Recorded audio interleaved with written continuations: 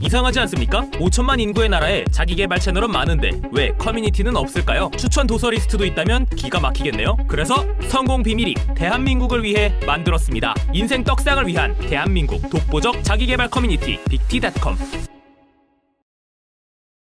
For the people who think that the law of attraction is, think, believe, and you'll achieve, first I'm going to tell you that's bullshit. So let's call this. I love this man. I love him.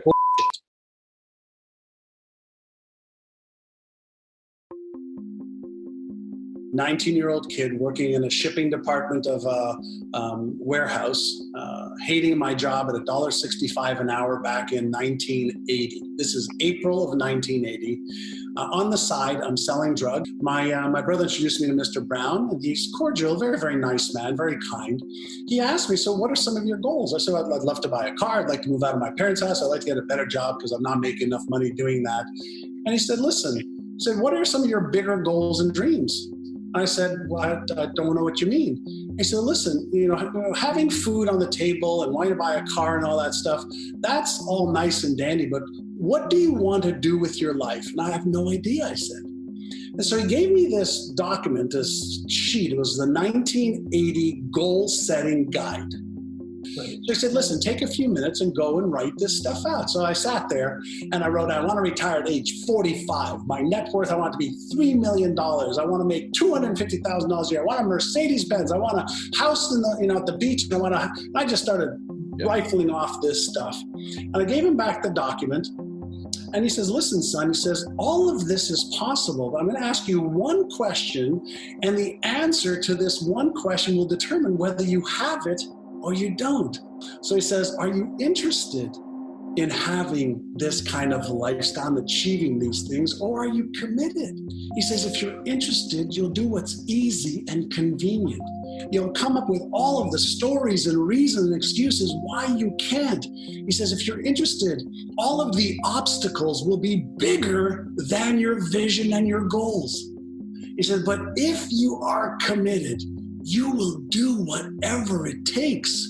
You will upgrade your knowledge. You will upgrade your skills. You'll develop the beliefs and the habits to match the vision and the goals. He said, so son, which are you? And I said, a little scared, I said, well, Mr. Brown, I'm committed.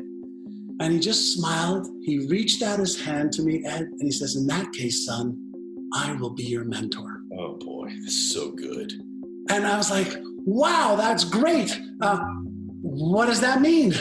He goes, well, I will teach you because I've made all of these goals that you want to have already. I've already done those 10 times over.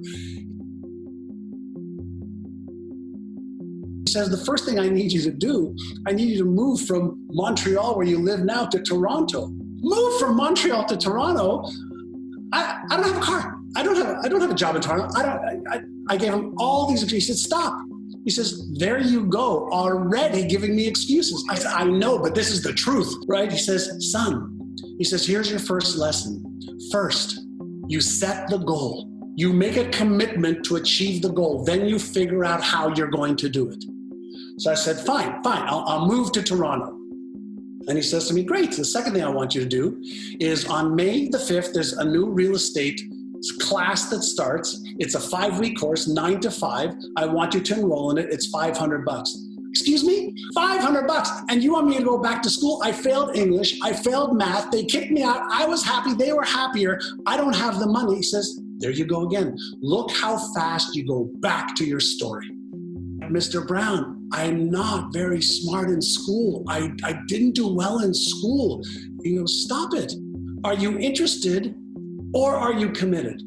I said, I already said I'm committed. He says, good, then make the decision. We'll figure out all the rest afterwards. Long story short, I made a commitment. My brother said, I'll lend you $100. I had $60 in the bank. Found a way. My brother lent me some money. My father lent me some money. On June the 20th, 1980, I passed the test on my own. You remember that. For the people who think that the law of attraction is, think, believe, and you'll achieve, first I'm going to tell you that's bullshit. So let's call this. I love this man. I love him. Bullshit. Let's say you love rock and roll. If you're on station 92.1, that might be classical. If you're on station 98.7, that might be punk rock, but at 92.5, that's rock and roll. So imagine coherence just means locking your electromagnetic spectrum of your brain. Lock it and load it on exactly what you want. So what's the vision? What's the goal? What are the beliefs? What are the emotions that create coherence so you're locked and loaded to the frequency of the universe that is matching that goal? Part two is when you get locked and loaded, you've actually activated the Einstein brain, connected to the motor cortex, connected to the dopamine release in your body. Now you're in coherence, but there's another part that happens in this Einstein part of the brain. That's actually what the latest neuroscientists and psychologists are thinking is connected to this GPS part of our brain, to the frequency of where all of the tools, resources, people are that resonate with that frequency. We've been evolving for 2.5 million years with a brain that's been changing and growing. Now, when we learn to use our brain better, it's just mind-boggling how we can achieve goals and dreams that we thought were impossible to achieve before. This is the fun part now.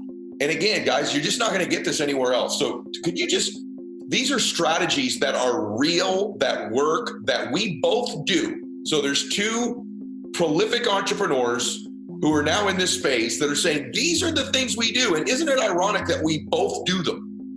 And we're both addicted to them. And we both attribute it to our success.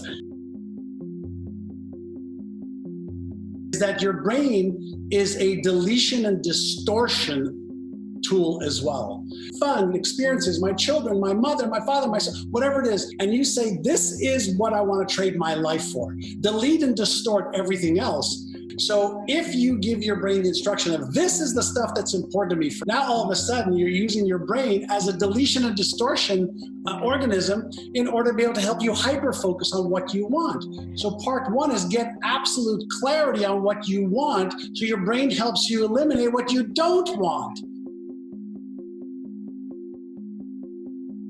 Part two, right? I tend to be a goal-seeking guy, right? And I used to not celebrate the small stuff. And you know, if I have bigger goal, more, bigger. Let me create an accomplish board. So good, so good. So accomplish board, you passed that test on your own. Celebrate that. You helped this person who was challenged, and celebrate that. Celebrate that stuff to remind yourself, so I can just go to it when I feel like, holy shit, am I smart enough to achieve that next thing? Am I good enough? So I use it. Like I said, big goals. I go, God, I don't have the skills, I don't have the knowledge, but I can figure it out. I often say that there's only 4 things that are holding you back as a human being. One is if your vision and goal is bigger than your self-image. Okay? So if you don't feel you deserve it, you can have this vision and goal and be excited about it, motivated about it. You will not do what it takes to achieve it. 2, if you have limiting beliefs. If you have a vision and goal, but you have a limiting belief that you're too young, too old, whatever the case is, your limiting beliefs will drive your behavior. 3, fear. Fear of being embarrassed, ashamed, ridiculed, or judged. Fear of failure, fear of disappointment. And then the 4th one, by the way, is you're lacking the knowledge and skill required. So that actually sets up a self-doubt trigger, which causes you to lose motivation.